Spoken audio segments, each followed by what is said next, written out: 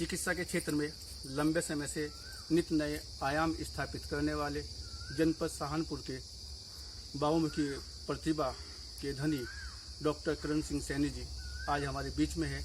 उन्होंने न केवल चिकित्सा में एक आयाम स्थापित करने का कार्य किया है, बावजूद उसके उन्होंने खेती में भी मॉडर्न खेती को स्थापित करने का कार्य किया है, जहां उन्होंने फ्लावरिंग में काफ़ी कार्य किया है।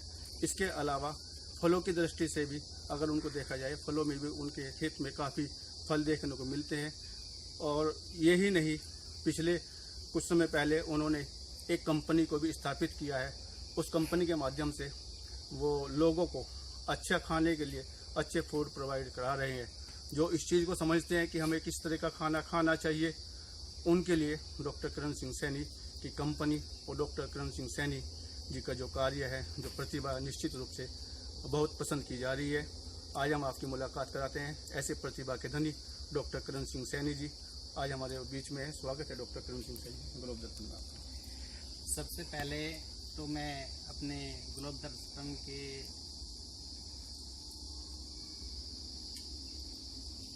एडिटर साहब को मैं धन्यवाद करूंगा कि वो मेरे पास आए।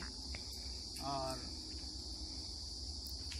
जैसे कि भाई साहब ने बताया है कि प्रोफेशन तो मेरा डॉक्टर ही है।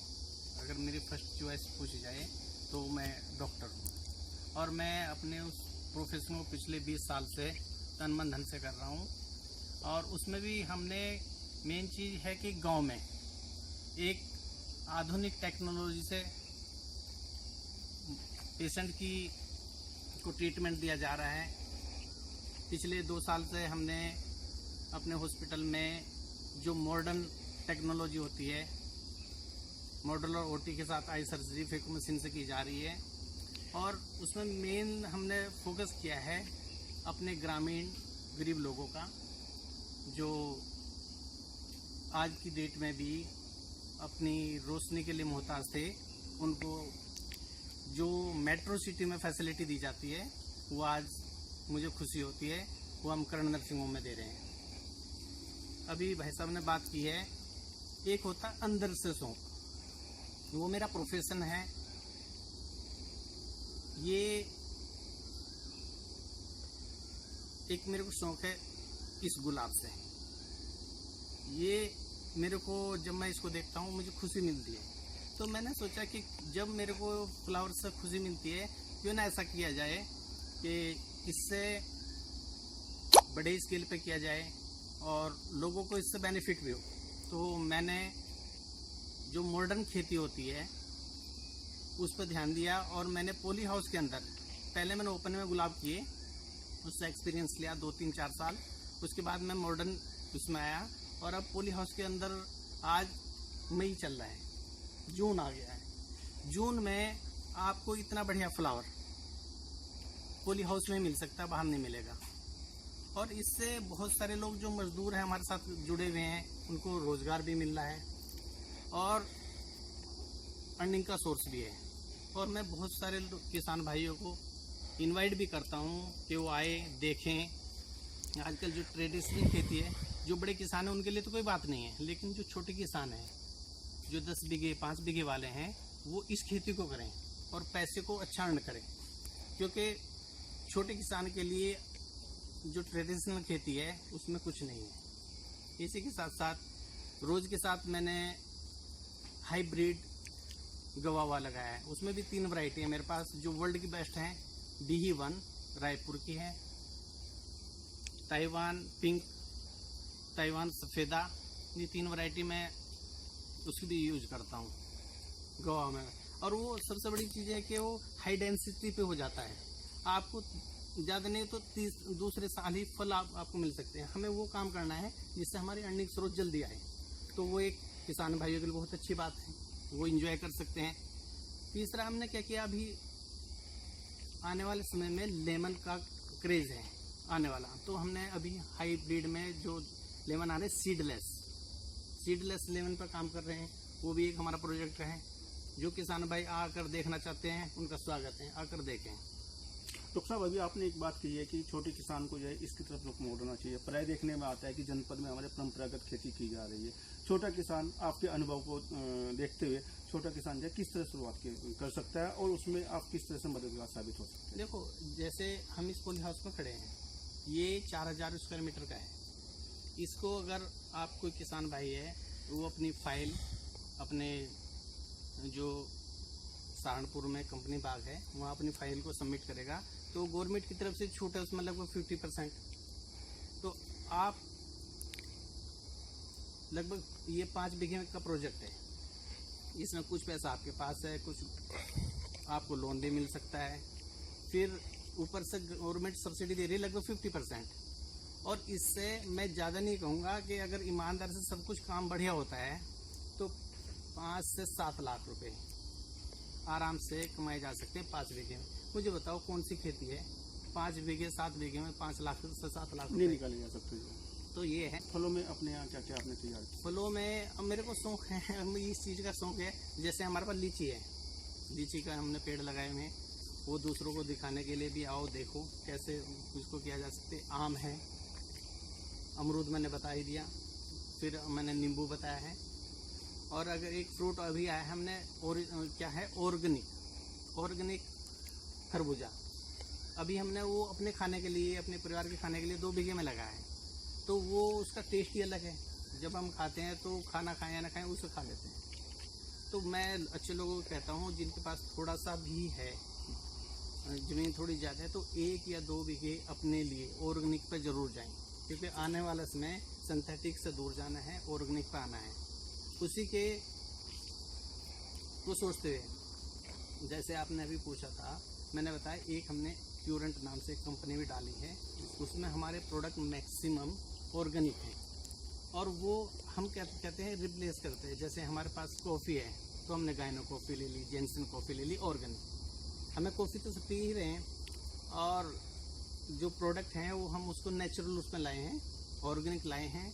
अच्छी फैमिलियों को हम उसमें एसोसिएट कर रहे हैं और उसमें आने वाले समय में हम अच्छे लोगों को ऑप्शन कमाने का भी दे रहे हैं, अर्निंग का भी दे रहे हैं। अभी हमने जैसे टारगेट लिया था 1 साल के अंदर हम ज़्यादा नहीं 5000 लोगों को या 5000 परिवार को या 5000 परिवार के किसी भी सदस्य को जो हमारे साथ एसोसिएट होगा, हम उसको हेल्थ एंड वेल्थ दोनों में उसको इम्प्रूव करेंगे।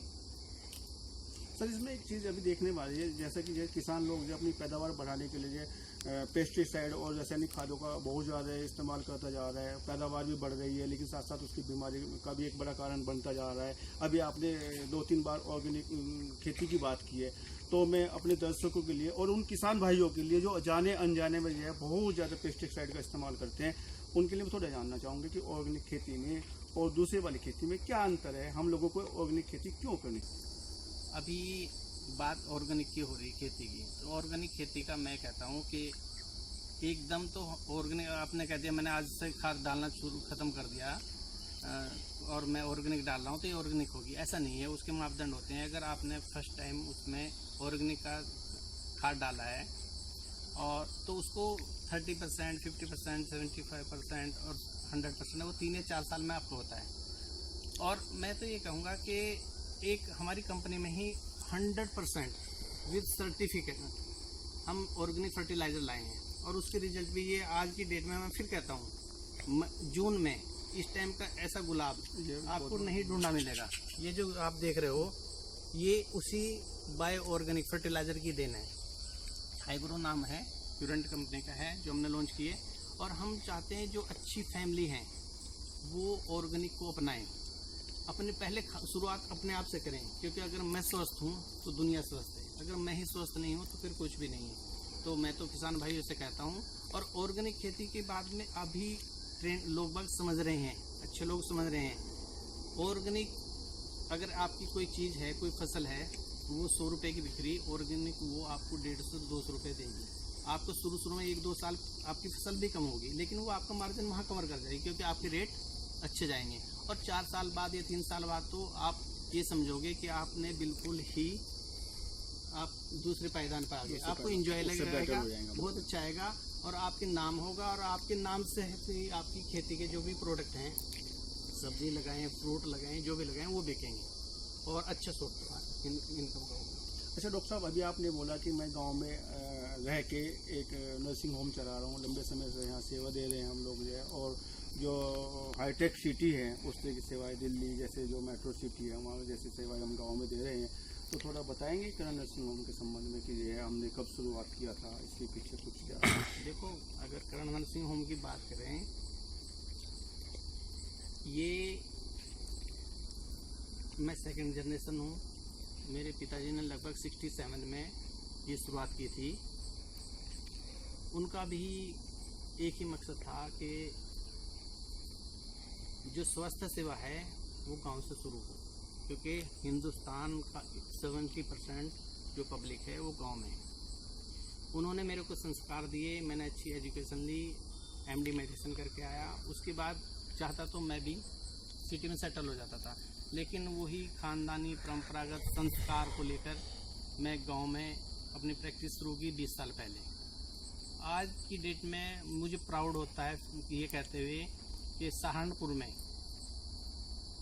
मैं वो फैसिलिटी दे रहा हूँ जो सहारनपुर, रुड़की, मुजफ्फरनगर, इवन के देहरादून में भी नहीं है। आई की अगर मैं बात करता हूँ तो मॉडल OT हमारे पास है। जो हमारे पास सर्जन है वो A क्लास हैं, और हमारा जो सक्सेस रेट है वो आई का 100% है और रीजनेबल रेट पे है। तो मुझे फिर भी खुशी होती है कि मैं गांव में, जिस गांव में मैं पैदा हुआ हूँ, मैं उसके लिए कुछ कर सकता हूँ। मुझे खुशी होती है कि मैं यहीं से तो पढ़ा हूँ, मैंने हाई स्कूल यहीं से की है, मैंने BSc सहारनपुर से की है, कि वहाँ के जो टीचर्स थे जिन्होंने मेरे को पढ़ाया है मैं उनका ट्रीटमेंट कर रहा हूँ। जो मेरे प्रिंसिपल थे मैं उनके पैर छूता हूँ, फिर उनका ट्रीटमेंट करता हूँ और मेरे को वो आशीर्वाद देते हैं, तो मुझे आशीर्वाद मिलता है। पैसे के साथ साथ खुशी भी मिल रही है। वो सेटिस्फेक्शन, सेल्फ सेटिस्फेक्शन जो मिलता है। जिस कॉलेज के प्रिंसिपल, जिस कॉलेज में मैं पढ़ा हूँ, उस प्रिंसिपल को मैं ट्रीटमेंट कर रहा हूँ और वो मेरे को आशीर्वाद दे रहे हैं, इससे बड़ा और क्या हो सकता है। तो डॉक्टरी पेशे से बड़ा तो कोई है ही नहीं, वो मेरे लिए सर्वोपरि है। और जब तक मेरे जान में जान है मैं उसको